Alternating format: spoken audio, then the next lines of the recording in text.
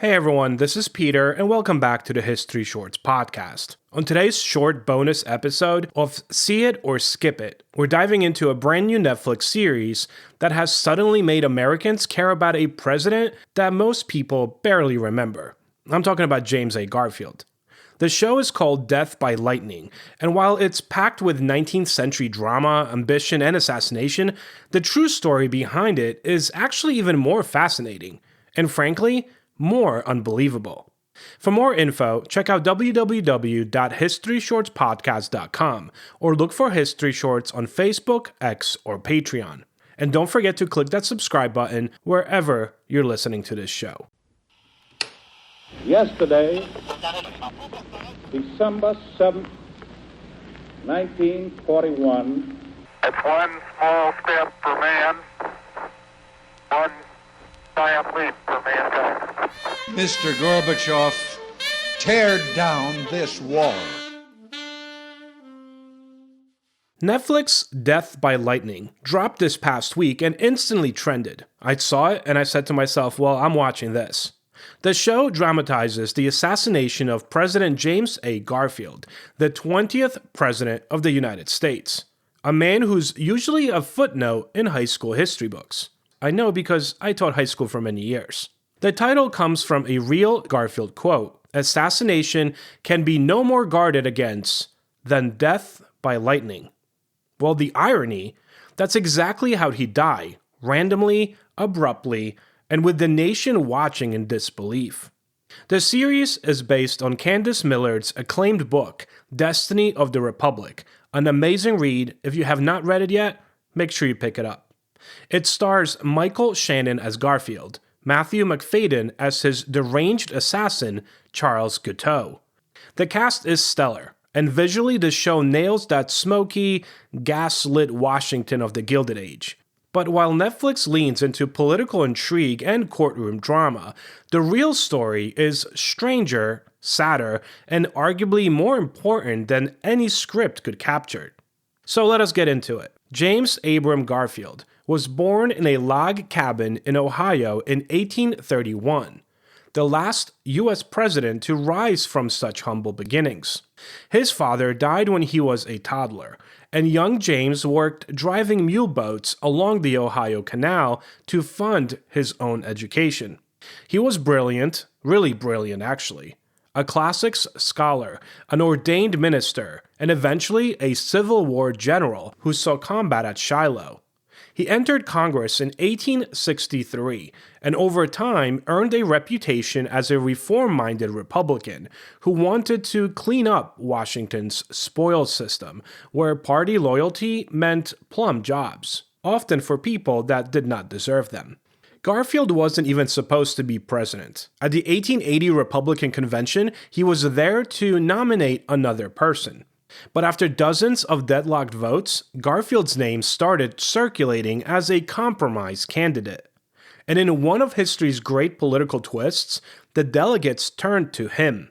He won the presidency almost by accident. His biggest challenge once in office? The Republican Party itself.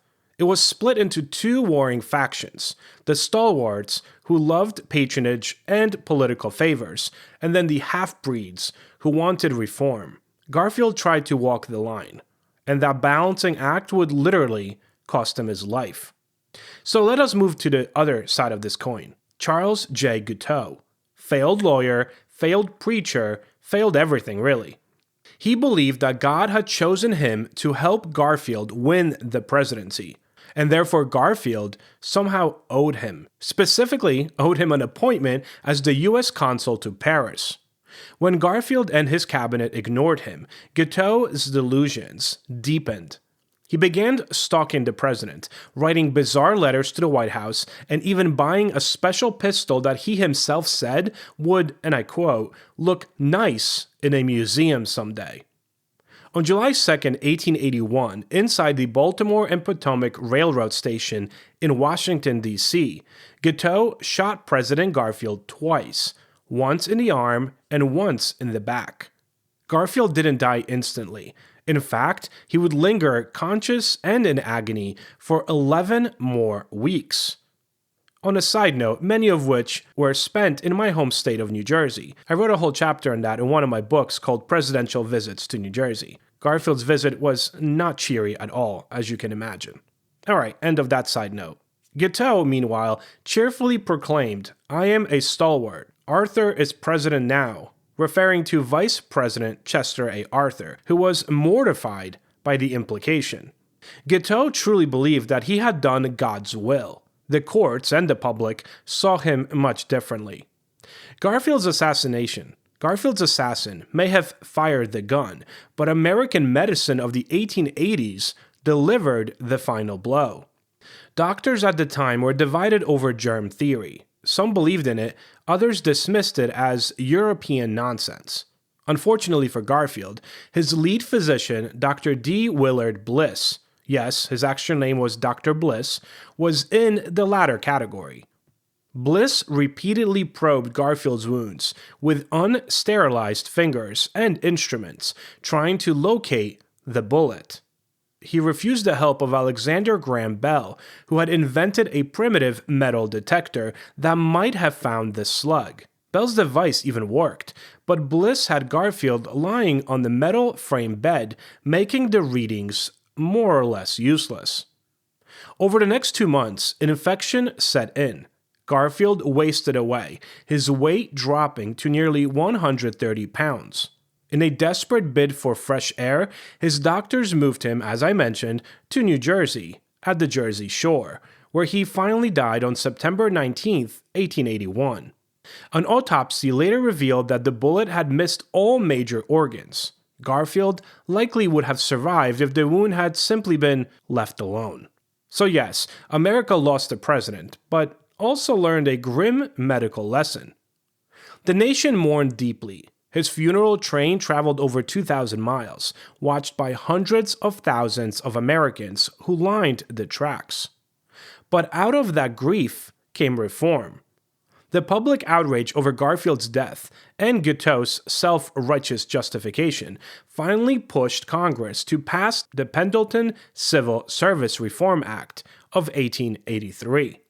The law created a merit-based system for federal jobs, ending the spoil system that had made Washington so corrupt. In other words, the death of one president forced America to modernize how it governed itself. Garfield's presidency lasted just 199 days. That could have been a good title, actually, come to think of it. But anyway, one of the shortest in history. Yet his ideas about equality, education, and political integrity outlived the man. He once said, "I mean to make my administration a success, though I walk over broken glass to do it." Tragically, he never got the chance. But his death, as gruesome as it was, helped usher in a new political era and inspired advances in medicine. Netflix's Death by Lightning captures much of this, but like all dramatizations, it condenses, stylizes, and occasionally stretches the truth. And that's what brings us to talking about the show itself. Should you watch Death by Lightning, or should you spend that time rewatching The Crown or whatever for the 4th time? I say you see it. And here's why. It is beautifully acted, visually stunning, and does a surprisingly good job capturing the politics and personalities of the Gilded Age. Michael Shannon brings a quiet gravitas to Garfield, less of a forgotten president and more of a tragic idealist. Matthew Macfadyen's Charles Guiteau is somehow both horrifying and oddly pitiful, a man so consumed by self-delusion you actually can't look away.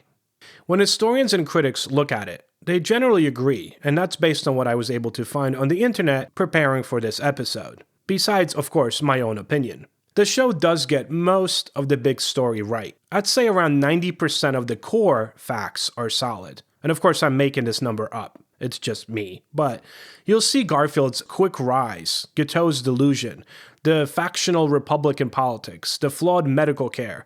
All of that happens pretty much as shown. But you'll also find places where the show compresses time. It doubles up certain characters. It leans into speculation like the supposed affair of Senator Conkling, again, supposed, or uses modern-sounding dialogue. So if you watch it, enjoy the drama, and then keep in mind that the full historical story has even more twists and depth that the show simply just probably didn't have time to show. That said, it's not a light binge. It's a slow burn historical drama. If you're looking for explosions and sword fights, this is not your show. But if you love smart period storytelling that kinda makes you Google who was Chester A. Arthur. And this is a shout out to my really good friend, Katie Johnson, who loves Chester A. Arthur. But if you want to Google who Chester Arthur was at 2 a.m., let's say, then this series is worth your time.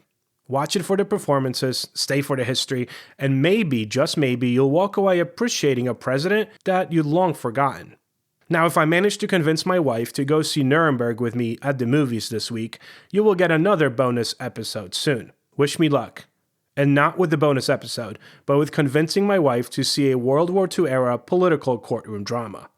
So yeah. Anyway, thanks for listening to this bonus episode of the History Shorts, the real story behind Death by Lightning.